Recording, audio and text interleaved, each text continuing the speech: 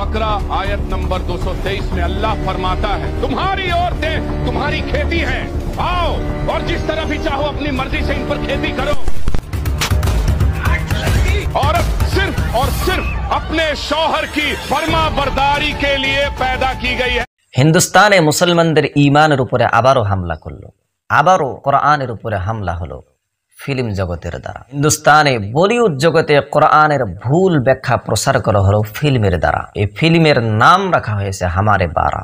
মূলত এই ফিল্মে দেখানো হয়েছে যে মুসলমানেরা পৃথিবীতে সবচাইতে বেশি তারা বাচ্চা পয়দা করে। স্বামী স্ত্রী যখন হয়ে যায় তাদের একটাই কাম থাকে বাচ্চা পয়দা করা আর স্ত্রীর উপরে জুলুম করা। এই ফিল্মের মূল যে জিনিস তুলে ধরা হয়েছে এটাই তুলে ধরা হয়েছে, স্ত্রীদের উপরে জুলুম করা আর বাচ্চা পয়দা করা। এখানে আবার একজন মুফতি সাহেব সাজা সে বক্তব্য দিচ্ছে, অর্থাৎ এই ফিল্মের ভিতরে ট্রেলারে আমি দেখলাম সেখানে একজন মানুষ পাগড়ি লাগিয়ে দাড়ি রাখিয়ে এরপরে হাতে তসবি নিয়ে লম্বা জুব্বা গায়ে দিয়ে সে বক্তব্য দিতেছে, তোমারি औरते तुम्हारी खेती है, जिस तरह चाहो तुम अपने खेती में आ जाओ। সূরা বাকারার 223 নম্বর আয়াতের ভিতরে এ কথা নিশ্চয়ই বলা হয়েছে যে নিসাউকুম হারসুল লাকুম, তোমাদের বিবি তোমাদের জন্য হচ্ছে খেতি। ফাতু হারসাকুম আন্না শিতুম, তোমাদের খেতিতে তোমরা যেভাবে ইচ্ছা হয় তোমরা আসতে পারো। আল্লাহ রাব্বুল আলামিন এই আয়াতে কারিমা কেন নাজিল করলেন, কার উত্তর দেওয়ার জন্য নাজিল করলেন, কোন উদ্দেশ্যে নাজিল করলেন, এর মূল ব্যাখ্যা না জানিয়ে শুধু আয়াতের তর্জমা দেখেই আপনি পৃথিবীর বুকে পৃথিবীর সামনে ভুল ব্যাখ্যা করতে পারেন না। আল্লাহ রাব্বুল আলামিন এই আয়াতে কারিমা নাজিল করেছেন এক ইহুদির জবাব দেওয়ার জন্য, উত্তর দেওয়ার জন্য। যে ইহুদি সে অপপ্রচার করে বেড়াচ্ছিল, সে মানুষের সামনে বলতেছিল স্বামী স্ত্রী যখন রিলেশন করে, এই রিলেশন এই সেক্স যদি সামনের দিক দিয়ে না হয় অন্য দিক দিয়ে এসে যদি হয়, অর্থাৎ যে কোনো পদ্ধতি দিয়ে যদি হয়, নর্মাল সামনের দিক দিকে ছাড়া, সে ইহুদি বলে বেড়াচ্ছিল যে এরকম করে যদি কেউ রিলেশন করে তাহলে তাদের বাচ্চা ভেঙ্গা পয়দা হয়, তাদের বাচ্চা তেরফা পয়দা হয়, তাদের বাচ্চা চোখ টেড়া হয়, অর্থাৎ দেখবে একদিকে আপনি মনে করবেন সে দেখতেছে আরেক দিকে, এরকম ধরনের বাচ্চা পয়দা হয়, সে ইহুদি বলে বেড়াচ্ছিল।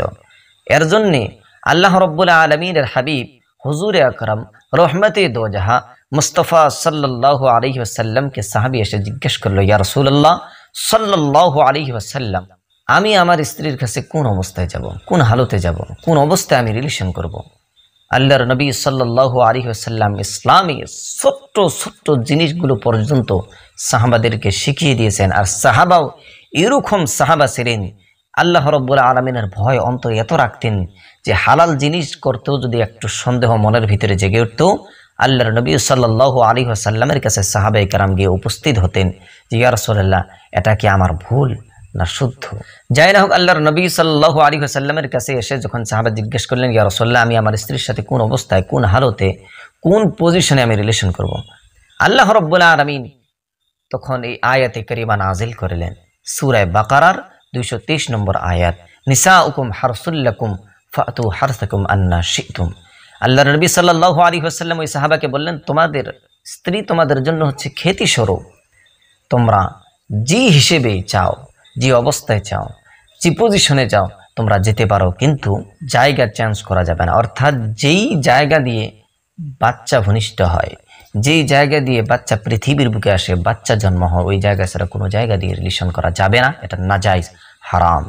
এর জন্য আল্লাহ রাব্বুল আলামিন খেতির সাথে তুলনা করেছেন, যেরকম মানুষ খেতির ভিতরে খেতে যদি দানা লাগিয়ে দিয়ে আসেন, বীজ লাগিয়ে দিয়ে আসেন, সেখান থেকে ফসল হয়, তেমনি করে স্বামী স্ত্রীর রিলেশন করার পরে সেখান থেকে বাচ্চা পয়দা হয়।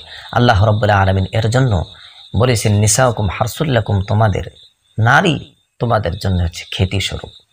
এর অনেক ব্যাখ্যা আরও রয়েছে, কিন্তু এই হামারে বারা ফিল্মের ভিতরে যে ব্যাখ্যা তুলে ধরা হয়েছে, পৃথিবীর বুকে কোরআনে কারিম নাজিল হওয়ার থেকে আজও পর্যন্ত কোনো মুফাসসির এরকম ধরনের কথা বলে নাই যে তোমাদের স্ত্রী তোমাদের জন্য হচ্ছে খেতি, সুতরাং তোমরা যে হিসেবে চাও তাদের উপরে জুলুম অত্যাচার করতে পারো, এতে কোনো ধরনের বাধা নাই। প্রিয় ভাই সব, আল্লাহ রাব্বুল আলামিন নারীকে, স্ত্রীদেরকে যে হক, যে হুকুক দিয়েছে, যে রাইটস দিয়েছে, নারীরা যদি এটা জানতো তাহলে আদালতে, অফিসে তারা এটাই চাইতো যে ইসলাম যে হক আমাদেরকে দিয়েছে, আমাদেরকে সে হক দেওয়া হোক। আল্লাহর নবী সাল্লাল্লাহু আলাইহি ওয়াসাল্লামকে এক সাহাবী এসে জিজ্ঞেস করলো, ইয়া রাসূলুল্লাহ সাল্লাল্লাহু আলাইহি ওয়াসাল্লাম, আমি স্ত্রীর কাছে কোন অবস্থায় যাব? আমি আমার স্ত্রীর কাছে কোন অবস্থায় যাব? কোন অবস্থায় আমি আমার স্ত্রীর সাথে সহবাস করব? আল্লাহর নবী সাল্লাল্লাহু আলাইহি ওয়াসাল্লাম একই কথা বললেন যে তোমাদের স্ত্রী তোমাদের জন্য হচ্ছে খেতি, যে অবস্থায় চাও তোমরা যেতে পারো।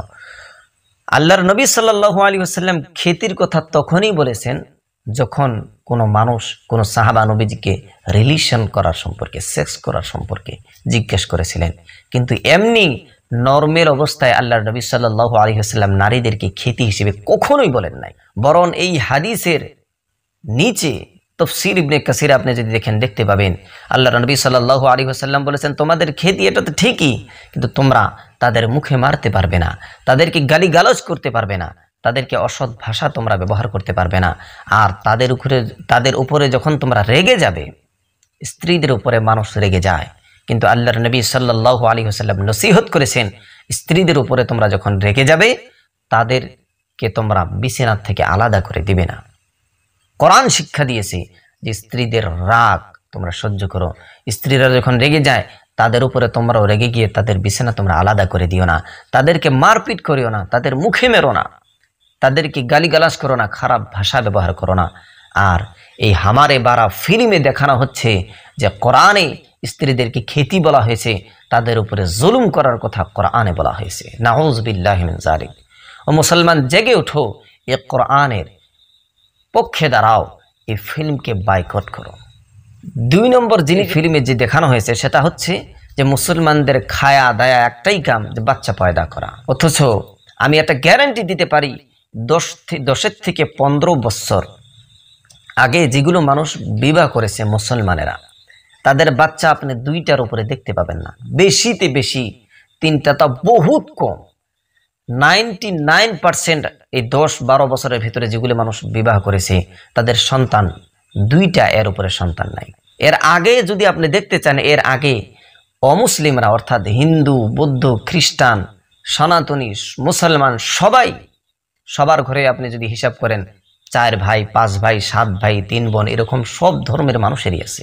কিন্তু এই ফিল্মে শুধু একটাই জিনিস দেখানো হয়েছে যে মুসলমান, একটা ধর্মের মানুষকে দেখানো হয়েছে মুসলমানের শুধু একটাই কাম বাচ্চা পয়দা করা। অথচ আমরা যদি আমাদের আশপাশে দেখি, আমি হিন্দু ভাইদেরকেও বলবো আপনারা আপনাদের আশপাশে থাকা মুসলমান যারা 15 বছরের ভিতরে বিবাহ করেছে, বাচ্চা জন্ম দিয়েছে, তাদের বাচ্চা আপনারাও দেখতে পাবেন যে 2টার উপরে বাচ্চা নাই।